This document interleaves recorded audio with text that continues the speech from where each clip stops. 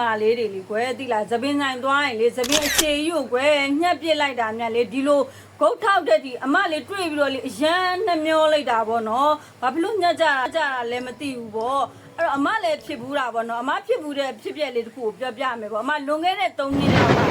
အရင်တော့အကျိုးဆောင်အလုပ်လုပ်တဲ့နေဘူးမဆောင်မိုးရမဆောင်အမသွားတယ်အလုပ်လုပ်တယ်ပေါ့နော်နောက်တစ်ခုကဟော်မုန်းပြောင်းလဲလေးလည်းဖြစ်တယ်နောက်တစ်ချက်ကကြတော့ကိုဝင်ဆောင်ဖြစ်တဲ့အတွက်သပင်းတွေတအားကျွတ်တယ်အဲ့လိုအဲ့ဒီရဲ့ဒဏ်တွေကြောင့်အမသပင်းကလေဘီးမြင်အမအရန်ကြောက်တယ်အဲ့တော့ဖိရမှာကိုကြောက်တာပေါ့နော်သပင်းကျွတ်တာတွေရမ်းများတော့ဖိရမှာကိုကြောက်တယ်အဲ့တော့ကြောက်နေနေအမကနောက်ဆုံးမှာအမဟဲစီတန်နဲ့ရှမ်ပူလေးကိုအမတွဲပြီးတော့တုံးလိုက်တယ်ဆူကထုတ်တာပေါ့နော်ထုတ်တော့အမနဲ့လုံးဝအစင်ပြေသွားတယ်အဲ့တော့အမလိုမျိုးပေါ့နော်သပင်းညှက်မှာကြောက်တဲ့လူသပင်းနှမျောတဲ့သူတွေကိုအမကလက်ကားယူပြီးတော့ပစ္စည်းကောင်းလေးမို့လို့ရောင်းချပေးပါတယ်ရှင်အမစီမှာဆက်သွယ်ခြင်းနဲ့မှာယူခြင်းနဲ့ဆိုရင်တော့အမရဲ့ Viber မှာအသေးစိတ်ကိုအမရှင်းပြပေးပါမယ်ရှင်ကျေးဇူးတင်ပါတယ်